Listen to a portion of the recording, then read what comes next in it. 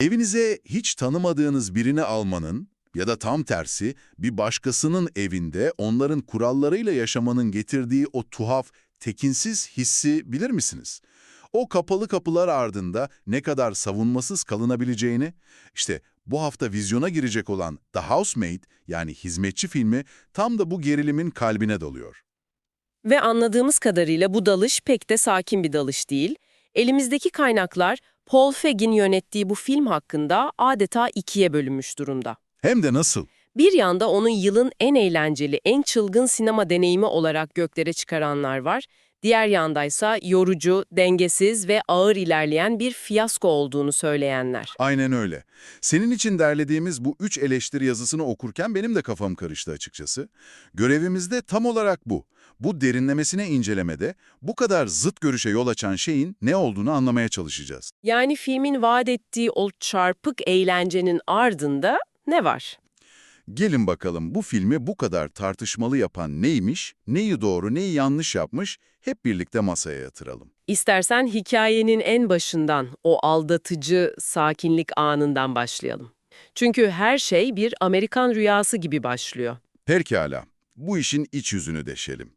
Elimizde Millie adında bir karakter var. Onu Sydney Sweeney canlandırıyor.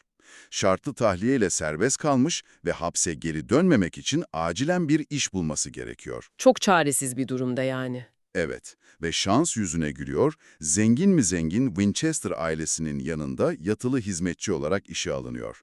Aile dediğimizde tam bir katalog ailesi. Anne Nina ki onu Amanda Seyfried oynuyor, teknoloji zengini baba Andrew ve pek de sıcakkanlı olmayan kızları Cecilia. Yani kusursuz bir malikane, kusursuz bir aile. Kağıt üzerinde her şey harika. Aynen. Tabii kağıt üzerinde, çünkü o rüya çok çabuk bir kabusa dönüşmeye başlıyor. Anne Nina'nın davranışları giderek tuhaflaşıyor, pasif-agresif bir tavırdan açık düşmanlığa evriliyor. Baba Andrew'un sempatik tavırları ise O daha da beter. Millie'yi rahatsız edecek bir yakınlığa dönüşüyor. Kaynakların altını çizdiği en ilginç noktalardan biri, filmin kendini tek bir kalıba sokmayı reddetmesi. evet o çok ilginçti. Bir eleştirmen, bu bir erotik gerilim mi, psikolojik korku mu, kanlı bir slasher mı, yoksa rahatsız edici bir kara komedi mi? Cevap, hepsi birden diyor. Vay canına. Bu türler arasındaki geçişler de filmin o dengesiz hissini perçinliyor. İşte işin beni en çok şaşırtan kısmı da burada başlıyor. Yönetmen koltuğundaki isim Paul Feig. Evet, Yani Bridesmaids'i, Spy'ı, en eğlenceli komedileri çeken adamdan bahsediyoruz. aynen öyle. Bir komedi yönetmeni nasıl oluyor da böyle sinir bozucu, tekinsiz bir gerilim atmosferi kurabiliyor? Eleştirmenler bu konuda ne diyor? Bu, kaynakların en çok üzerinde durduğu konulardan biri. Bir eleştiri yazısı, Feig'in komedi zamanlamasındaki ustalığını gerilimi azaltmak için değil, tam tersine onu daha da dayanılmaz kılmak için kullandığını söylüyor. Yani gerilimi arttırmak için mi kullanıyor komediyi? Tam olarak öyle. Bir sahneyi o kadar garip, o kadar tuhaf ve rahatsız edici bir noktaya taşıyor ki seyirci ne yapacağını şaşırıyor. O gerginliğe dayanamayıp sinir bozukluğundan gülmeye başlıyorsunuz. Anladım. O cringe komedi dedikleri türden bir gerilim yaratıyor. Kesinlikle.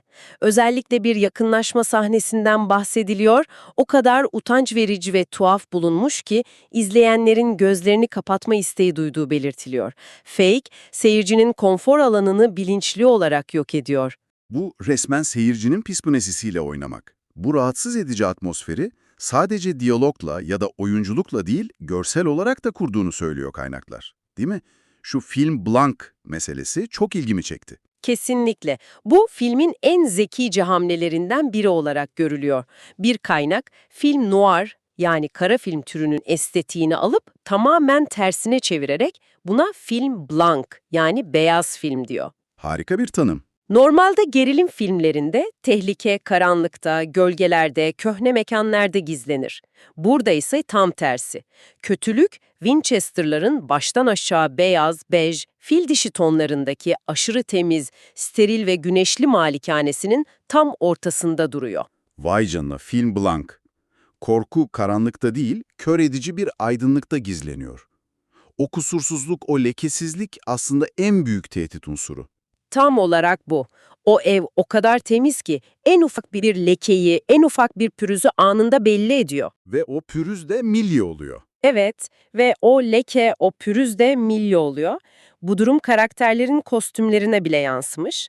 Winchester ailesi sürekli lekesiz beyazlar, kremler, açık renkler giyerken Millie'nin dünyası maviler, siyahlar, kahverengiler gibi daha koyu, daha gerçek ve dünyevi tonlardan oluşuyor. Bir eleştirmen çok güzel bir benzetme yapmıştı. Millie, bu kusursuz görünen dünyanın pürüzsüz plağı üzerine düşmüş bir çizik gibi. İşte bu.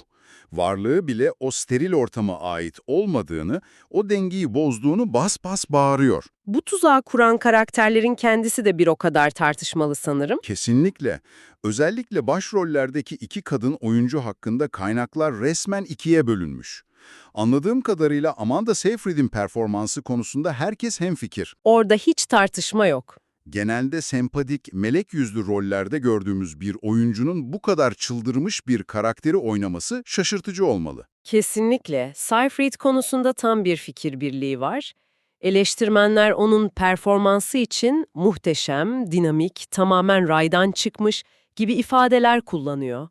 Hatta bir kaynak onun o masum yüzünün ve kocaman gözlerinin karakterin dengesizliğini ve tehditkar doğasını daha da rahatsız edici hale getirdiğini söylüyor. Yani bir tezatlık yaratıyor. Aynen.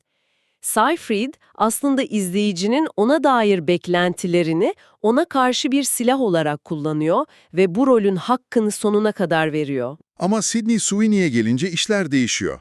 İşte burası filmin neden bu kadar bölücü olduğunun ilk ipuçlarını veriyor sanırım. Evet, Neden onun performansı bu kadar tartışmalı? evet, eleştirmenler tam olarak burada ayrışıyor. Bir kaynak, filmin ilk yarısında Sweeney'nin performansını dengesiz, tutuk ve garip bir şekilde sönük buluyor. Sönük mü? Evet, hatta Seyfried karşısında daha zayıf bir partner kaldığını, rolünün içinde biraz kaybolmuş hissettirdiğini söylüyor. Ancak aynı kaynak filmin ikinci yarısında ve özellikle finalde Sweeney'nin döktürdüğünü ve bambaşka bir seviyeye çıktığını da ekliyor. Peki bu bir zayıflık mı yoksa bilinçli bir tercih mi? Yani karakterin yolculuğunu yansıtmak için mi başta böyle donuk oynuyor? İşte milyon dolarlık soru bu. Diğer eleştirmenler de bu soruyu soruyor. Başlangıçtaki bu sönük performans, Millie karakterinin içinde bulunduğu durumu, korkusunu ve savunmasızlığını yansıtmak için yapılmış bilinçli bir sanatsal tercih mi? Yoksa sadece Yoksa sadece oyunculukta bir zayıflık anı mı? Kaynakların hepsi filmin daha karanlık ve yoğun anlarında Sweeney'nin parladığı konusunda hemfikir. bu da ilk yarıdaki performansın kasıtlı olabileceği ihtimalini güçlendiriyor. Evet, ama izleyici olarak o noktaya kadar sabretmeniz gerekiyor. Ve o sabrın sonunda sanırım o meşhur dönüm noktası geliyor. Kaynakların hepsi filmin tam ortasında yer alan ve hikayeyi tamamen ters yüz eden büyük bir sürprizden bahsediyor. Spoiler vermeden anlatıyorlar tabii ama bu anın filmi yavaş ilerleyen bir gerilimden alıp tamamen akıl dışı ve çılgın bir gerilime dönüştürdüğünü vurguluyorlar. Bir eleştirmen çok güzel bir benzetme yapmıştı. Evet, sanki bir video oyununda boss savaşına girer gibi diyordu. Aynen. Önce bir yoldan ilerliyorsunuz, sonra büyük bir olay oluyor ve oyunun kuralları tamamen değişiyor. Bu yapı filmin hem en büyük gücü hem de en büyük zayıflığı olarak görülüyor. Neredeyse tüm eleştirmenler filmin finalini öve öve bitiremiyor. Abartılı, çılgın, eğlenceli. Hatta yılın en tatmin edici finallerinden biri diyen bile var. Var evet. Ancak o finale giden yol bazıları için oldukça sancılı ve yorucu. İlk yarı yani. Evet, ilk yarı.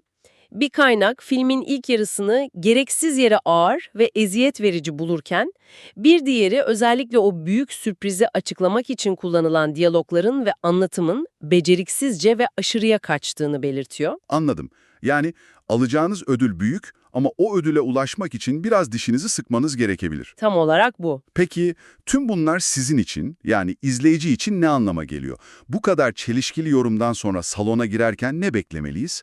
Sanırım burada guilty pleasure, yani suçlu zevk kavramı devreye giriyor. Evet ve bu çok ilginç bir tartışma açıyor. Kaynaklardan biri guilty pleasure teriminin kendisini sorguluyor. Nasıl yani? Bu ifadenin genellikle kadınların keyif aldığı, ciddi sayılmayan kültürel ürünleri, işte aşk romanları, romantik komediler gibi bunları küçümsemek için kullanılan üstü kapalı bir etiket olduğunu savunuyor. Ve The Housemaid'in suçlu bir zevk olarak değil, sadece katıksız bir zevk olarak görülmesi gerektiğini iddia ediyor. Çünkü film ciddiye alınmak gibi bir dert taşımıyor. Yani film ne olduğunun farkında ve bunu saklamaya çalışmıyor. Bir eleştirmenin dediği gibi Gone Girl vari bir havaalanı romanının çarpık bir uyarlaması gibi. Zaten amacı o değil mi? Kesinlikle. Film kendi abartısını ve o ucuz roman estetiğini sonuna kadar kucaklıyor. Hatta filmin kusurları olarak görülebilecek şeyler, mesela ilk yarıdaki o yavaş tempo, bazı karakterlerin donukluğu, hikayenin yer yer absürtleşmesi eğlencenin bir parçası olarak kabul ediliyor. Yani kusurları aslında onun bir parçası. Evet, bir eleştirmen çok net bir şekilde filmdeki mantık hatalarını veya zayıf diyalogları düşünmemeye çalışın. Çünkü zaten onu bu kadar eğlenceli yapan da bu kusurları diyor. Bu, kendi kurallarıyla oynayan ve sizden de o kuralları kabul etmenizi isteyen bir film. Öyleyse anahtar kelime beklentileri doğru yönetmek. Sanırım evet. Eğer salona ciddi, ağır ilerleyen, sanat kaygısı güden bir Hitchcock gerilimi izleme beklentisiyle girersen, muhtemelen filmin ilk yarısından sıkılır, ikinci yarıdaki çılgınlıktan da rahatsız olursun. Büyük ihtimalle. Ama eğer kaynaklardan birinin dediği gibi, bu yıl sinemada yaşayacağınız en eğlenceli, en katartik deneyime hazır bir şekilde gidersen, O zaman filmin kusurları bile cazibesinin bir parçası haline gelebilir. aynen öyle. Özetle karşımızda iki zıt yarıdan oluşan şizofrenik bir film var. Kasıtlı olarak rahatsız edici, görsel olarak titiz ve yavaş yavaş yanan bir başlangıç. Yerini katartik, abartılı ve vahşi bir finale bırakıyor. Evet, türlerle, izleyici beklentileriyle ve mükemmellik fikrinin kendisiyle oynayan bir yapım. Bir kaynak ona modern bir banliyö gotiği hikayesi diyor. Bir saniye, banliyö gotiği derken neyi kastediyor kaynaklar? Yani o kusursuz görünen beyaz çitli evlerin ardındaki karanlıktan, o çürümüşlükten mi bahsediyoruz? Tam olarak o. O mükemmel görünen banliyö hayatının aslında ne kadar tekinsiz, ne kadar baskıcı ve korkutucu olabileceğini anlatan bir alt tür bu. Anladım. Kaynak, filmi 1970'lerin klasik filmi The Stepford Wives'ın modern bir karşılığı olarak görüyor. Ama The Housemaid'in daha yıkıcı, daha kanlı ve tuhaf bir şekilde güçlendirici bir yanı olduğunu da ekliyor. O kusursuzluğun maskesini sadece düşürmekle kalmıyor, paramparça ediyor. Bu filmi izlemeyi düşünürken sizi kaynaklardan ilham alan son bir düşünceyle baş başa bırakalım.